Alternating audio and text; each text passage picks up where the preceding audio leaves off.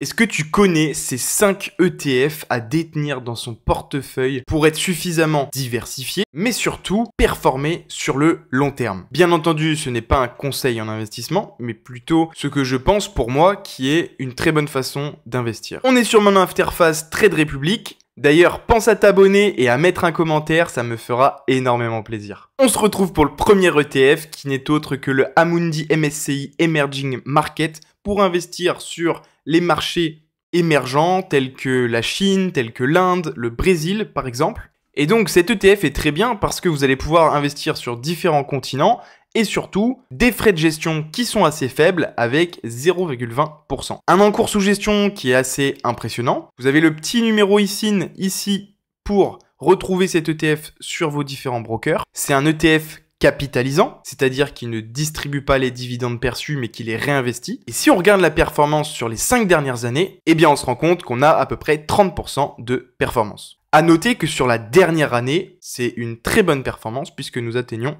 13,03%. Le deuxième ETF, ce n'est autre que le MSCI World capitalisant pour investir sur des obligations. Les obligations, pour ceux qui ne le savent pas, ce sont des dettes émises par l'État ou par des entreprises qui, en échange d'obtenir de l'argent, eh bien, vont vous remettre des coupons tous les ans avec un rendement qui est connu à l'avance. Là, c'est un ETF pour les obligations. Bon, sur les 5 dernières années, les obligations étaient vraiment très bon marché. On peut voir que sur les 5 dernières années, on a presque 90% de performance, ce qui est juste énorme. Concernant les frais de gestion, on est à 0,38%, ce qui est plutôt correct. Vous avez le numéro ici juste là, n'hésite pas à prendre un screenshot. Si toi aussi tu veux investir dans la bourse, n'hésite pas à checker le lien dans la description qui te permettra d'avoir des actions gratuites chez Trade Republic. Le troisième ETF qui est assez intéressant, eh bien, c'est d'investir sur le S&P 500, donc les 500 plus grosses capitalisations boursières aux États-Unis.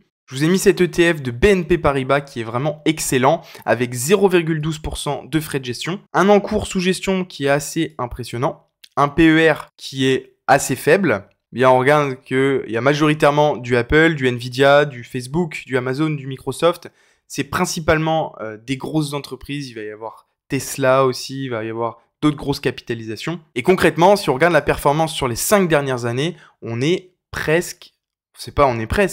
112% de rendement. Sur la dernière année, 25%, ce qui est juste énorme. Et sur les 6 derniers mois, à 7,18%. C'est juste exceptionnel. Le quatrième ETF pour se diversifier, eh bien, c'est d'investir dans l'immobilier grâce à l'ETF d'Amundi, le FTSE EPRA Nareit Global, qui a des frais de gestion aux alentours des 0,24%, ce qui reste correct. C'est un ETF capitalisant et il permet d'investir dans l'immobilier principalement, avec une diversification au niveau géographique avec 63% aux États-Unis, 10% au Japon, en Australie, au Royaume-Uni, à Singapour. Et puis après, vous avez une composition avec différentes entreprises. Je vous mets le petit numéro ici si vous voulez le retrouver. Et si on regarde la performance sur les 5 dernières années, on n'est qu'à 5,66%.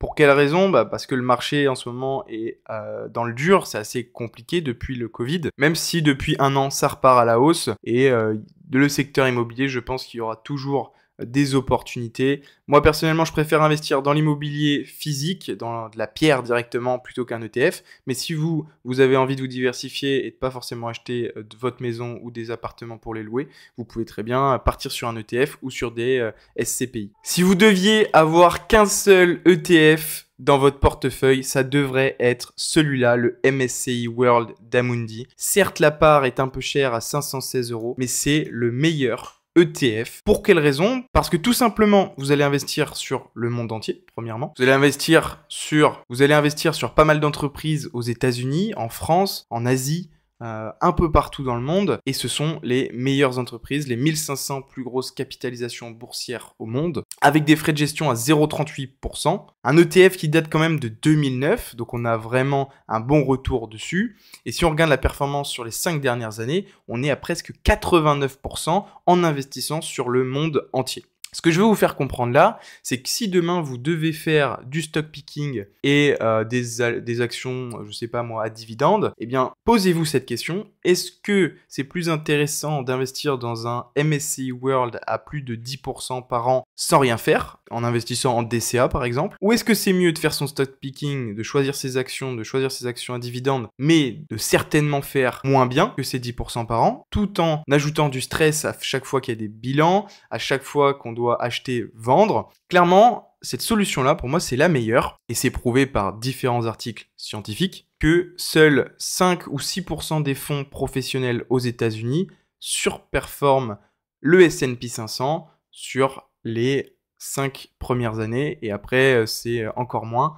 Et c'est ça qui est impressionnant. J'avais fait une vidéo sur le sujet, vous pourrez regarder ça sur ma chaîne. Voilà un petit peu pour ces 5 ETF que je voulais vous présenter. Mais si vous deviez en retenir qu'un seul, eh bien ce serait le MSCI World que je viens de vous montrer. D'ailleurs, le petit numéro ici, il s'affiche là si tu veux le retrouver. Si on parle un peu plus de Trade Republic, clairement, c'est une plateforme qui est très intéressante pour débuter sur des investissements sur un CTO. C'est vraiment simple d'accès. On n'a pas accès à tous les indicateurs, donc c'est pas pour moi le meilleur CTO, mais ça fait partie du top 3 facilement, avec Interactive Brokers qui sont vraiment très très bons, et d'autres qui peuvent être assez intéressants. Mais Trade Republic, pour moi, aujourd'hui, c'est la solution parfaite pour ceux qui veulent commencer à investir facilement sur les actions, sur les marchés financiers, sur la bourse. Et donc, Trade Republic, c'est vraiment efficace là-dessus. C'était Alexandre, salut!